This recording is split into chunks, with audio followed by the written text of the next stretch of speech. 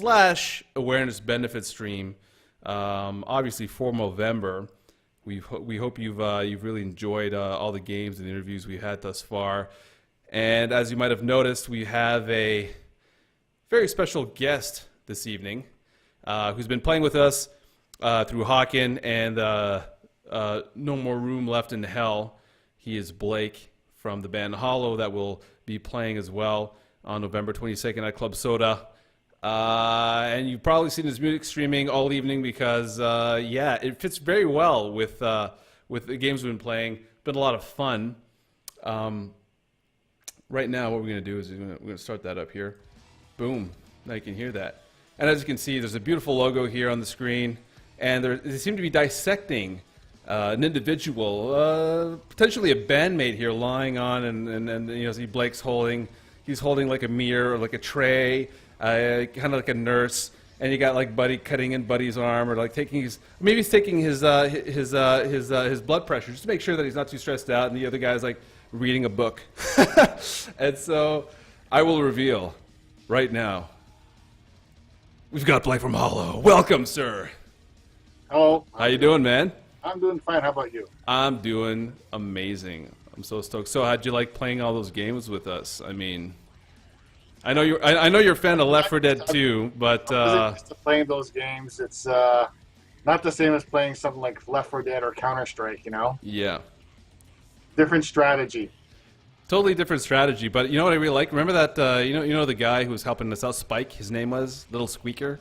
Yeah. He was so cool, wasn't he? I mean, love seeing that. You know, most guys, a lot of guys can be jerks when they play like, "Yo, bro, blah blah blah, this and that," and then this guy's like, "Oh, hey, man," so helpful, so nice, so kind. Yeah, man. And he'll go into detail how he totally owned you, you know? You didn't? Did he own me? I don't know. No, I'm just saying that the kind of guy that will go to total detail. Oh yeah. This is how I owned you. Yeah. That's the benefit of that game, though. It's a cooperative type of environment, and if the cool thing about that is that if you screw up, then everyone tends to die. You know what I mean? It's a team effort when you all die. Absolutely. So at the same time. So how'd you find the Hawken? Because I think that was the first for you playing the Hawken, wasn't it? I liked the Hawken. It wasn't bad. I didn't know what to expect until I started playing. It took me a while to get into it, and I'm not used to having things flying over your head and everything. Contrary to the games that I usually play, where you're just like a soldier and you're still on your feet. Yeah. Soldier, so you don't expect things flying over your head and doing 360s around you like ninjas, you know.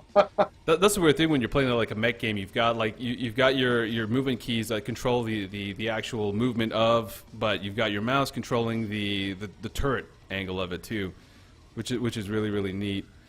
So yeah, so I mean, obviously we don't have to ask you about gaming, and we don't have to ask you about, you know, what do you think of, you know, X, Y, and Z, because you're a gamer, man. I mean, you game, you're on Steam, you're out there, and you enjoy it. But that must have started somewhere. When did you get into this stuff, man? I mean, what was your first experience picking up a video game and being like, damn, this is really, really cool? It was so early. It wasn't even a video game. It was a pinball machine when I was camping, and I was like maybe 7 or 8, and I found 10 cents on the ground, and I popped it into a pinball game. Of course, the game I chose was the Playboy pinball game. So I remember that one. And my dad goes, "What are you doing?" I said, "Well, I'm playing a game." He goes, "You're old. You just be 18 to play." So he shows me a shot. He shows me a side and starts playing the game right in front of me. I'm like, this is my game with my dime. You're playing off my dime." And then you see that he's actually got the highest score. that when you're in bed, he's out there, he's playing it.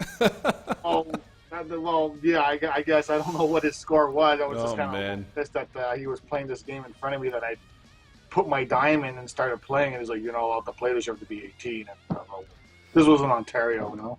Yeah, so we've been playing your stuff all night, and you know what? I love it, man. I mean, it is amazing. Can you talk to us a little bit about HolloW and how it began? I mean, how to start? How do you guys form up and you know, get into where you guys are at? I mean, what's the deal? Well, I'm actually the newest member of the band. They've had prior drummers beforehand, obviously. I joined in early February 2011. Uh, Took me about 7 or 8 months just to really learn the songs and really get into it and put my own drum stamp on it, because it's very technical. It's very what's the word I'm looking for? Progressive.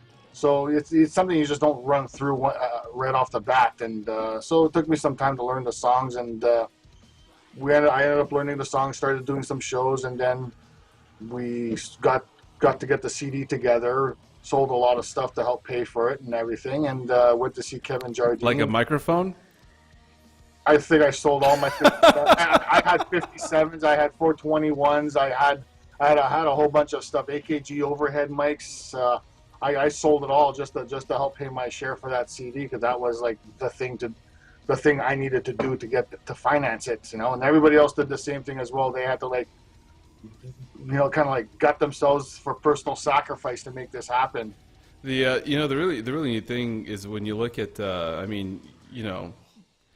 again, I'm not a musician, and I think some people in the audience are probably not musicians either, but I find drumming to be incredibly challenging to do at that level. You know what I mean? How did you get into? I mean, did you start off with like a ukulele or a keyboard or like bongos? I mean, how did you get into drumming of all instruments to play? I mean, what drew you to that? I was watching my cousin air drum to exit stage left when I was like 16 years old. That's back in the 70s for you guys. No, this was like maybe mid-80s. And he did it so well. And I said, holy crap. And he said, well, this is Rush. This is the drummer Neil Peart and everything. And I started getting right into it right off the bat. And then I was living with my grandparents at the time, so I kind of begged my grandparents, I said, please buy me a drum set. I'll be the good boy. I'll be extra nice. Those promises you can't keep. Yeah.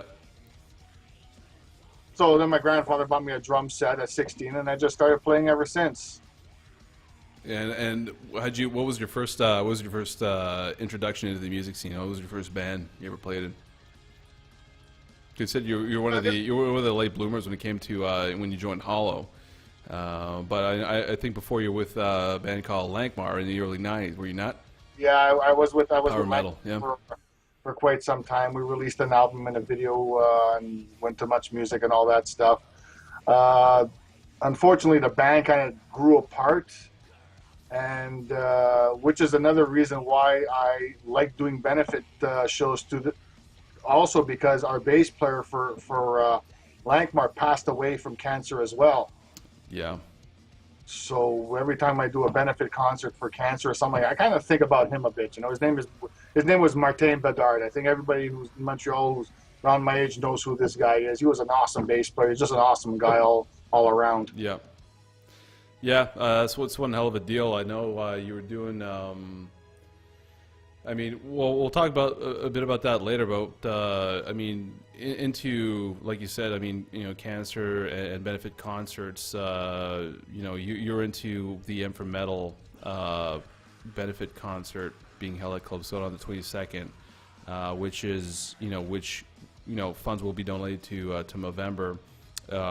How did you exactly? I mean, how did HolloW get into that off the cuff? Was it something that you guys kind of like they put on your desk and you're like, hey man, that looks really cool, and obviously we love playing for a great cause. How did you guys get involved? How did that happen? We were invited to play. I'm not sure through who. Eddie would be best to answer that. But we were invited to play, and it was we were honored to be asked to play. And I said we're like, sure, we're going to do that concert because it's promoting men's health. I mean, it's really important for us guys to stick together, and help each other out. Oh, absolutely. Well, as you can see, people watching right now, you can take a look at all the information, and of course there is a I haven't mentioned it yet, but as you can see here on the page, on the Twit page, this is a fundraiser benefit event that we are doing. Of course, you have for some people that might not know, because not everyone's totally comfortable with Twitch.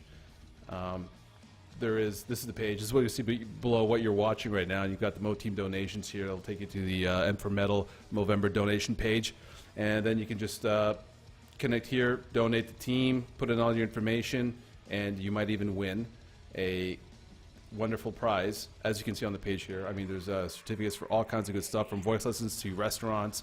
If someone's feeling really, really generous, and you did really good on your tax return this year, for the first $1,000 donation, it goes straight to Movember, as well as Godin Guitars donating a guitar to the Dr. Julian Foundation Music Garage program, which helps underprivileged kids who might not have the means to have an instrument or a guitar or something, learn how to, develop their potential abilities, which is great, because,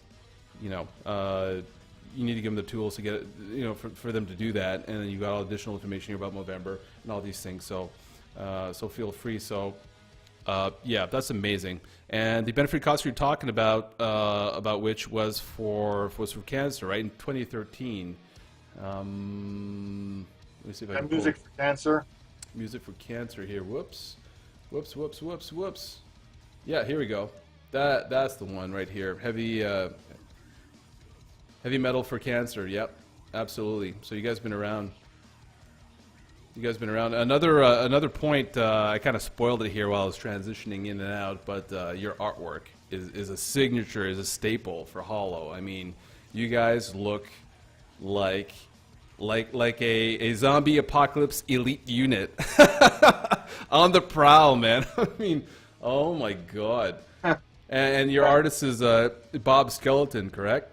Yeah, he's a really talented guy. He's totally amazing.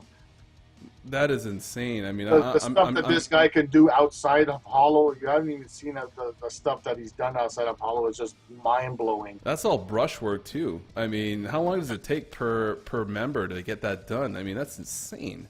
Well, for Cadaver, it's about